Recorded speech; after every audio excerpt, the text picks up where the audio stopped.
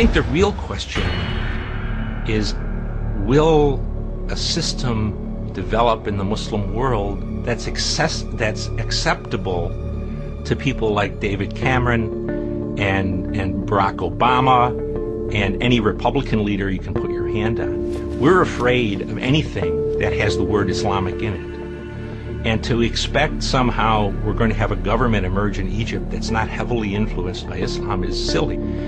And we also face, our foreign policy, Western foreign policy in the Middle East for 40 years has been based on the maintenance of tyranny.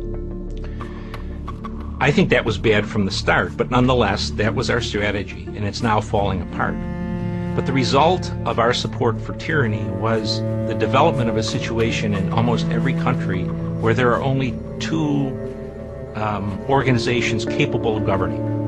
One is the tyranny, the other one is the Islamic resistance.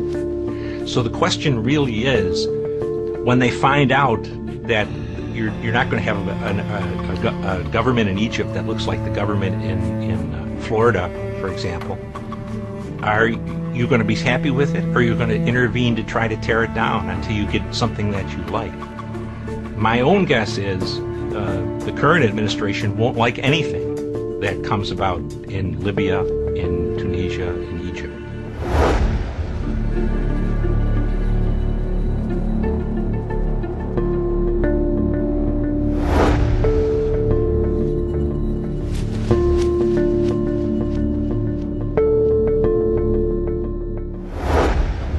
If a radical Islamic government rises in Egypt, one that disavows the Camp David peace accords and no longer acts as a stable strategic partner in the Middle East, then we will look back on the recent election in Egypt and its successors in December and January as the turning point for a historic reversal of the United States. My hope is that the State Department watches this very carefully. My hope is that we have a plan to make sure this critical country stays within the U.S. orbit. But my fear is, given the recent elections in Egypt, we have already lost quite a bit of ground. And if current trends continue, then by the middle of next year, we will have a Muslim Brotherhood government in command of the Suez Canal, in charge of Cairo, the second center of learning in the Arab world, along the border of our Israeli allies, friendly to Hamas, friendly to Iran, and hostile to Europe and the United States. And my hope is, over the holidays, we work very hard and diligently with our allies and especially liberal forces in Egypt to make sure that that reversal doesn't happen. And with that, Mr. President, I yield now.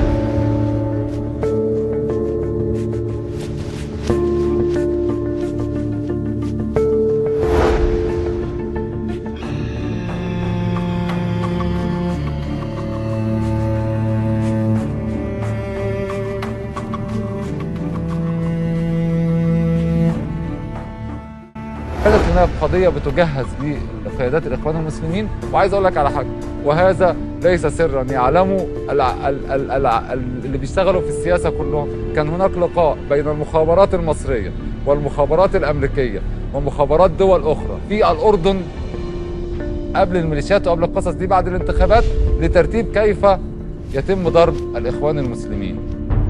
وتم الاتفاق، وكان السيد عمر سليمان الله يرحمه حاضر هذا اللقاء، واللقاء ده شهير جدا، وكان لقاء سري بين أجهزة مخابرات لضرب الإخوان المسلمين حتى لا يصعدوا هذا الصعود الكبير. أنا في الوقت ده كنت بدافع عنهم عن حقهم في وجود حزب ليهم.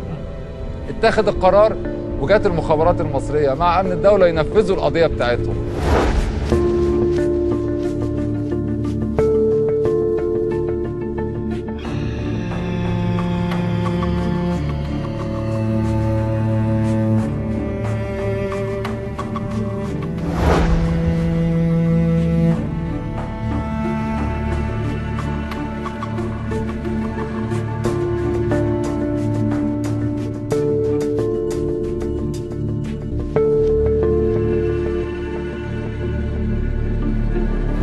Senator Corker, let me talk about our national interest, and particularly vis-a-vis the relationship with the Egyptian military.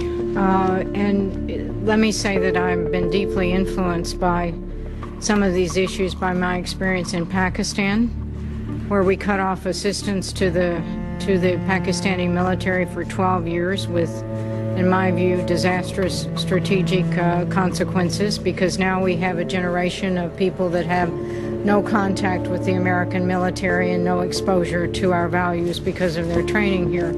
So I think we have some very difficult political issues to work through, but I think our relationship with the Egyptian military, and in turn their relationship with their counterparts in the Israeli military on the very important issues of Camp David implementation and on border issues and on the situation in Gaza is really a cornerstone of peace in the region. So I think we have to look very closely at the role of our assistance in preserving our national security interest in Egypt, and particularly in protecting and working with our ally, Israel.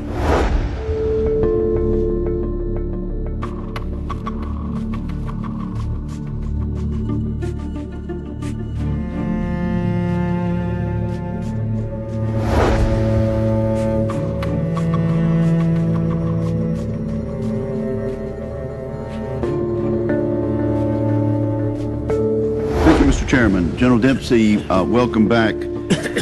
Let's talk about the situation in Egypt.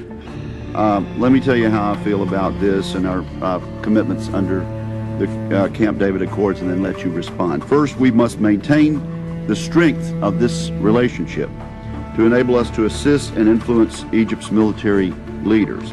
Second, the United States would be short-sighted to overlook the return on investment we get from the Egyptian military. For example, Suez Canal transits for our carrier battle groups, intelligence cooperation, counterterrorism cooperation.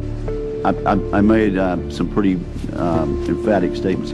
Would you like to elaborate? I'll give you an opportunity to elaborate on what you've said about the relationship that we've had and the assistance and the sales that we've had with the Egyptian military.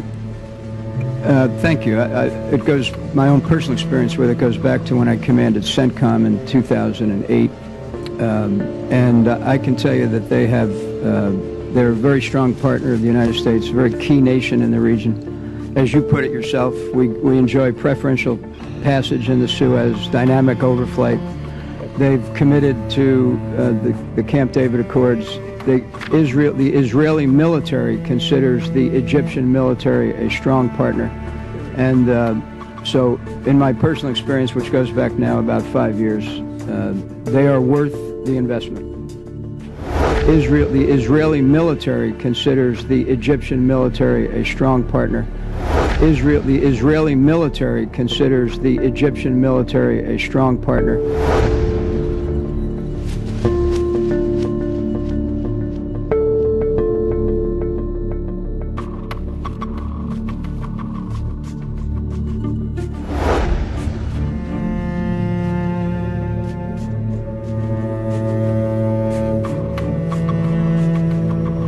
Whether it's true or not is a completely different story. The perception is very, very clear that America stood by the Muslim Brotherhood, and even more ironically is that Israel is part and parcel of this perception. Right. Israel and America are one.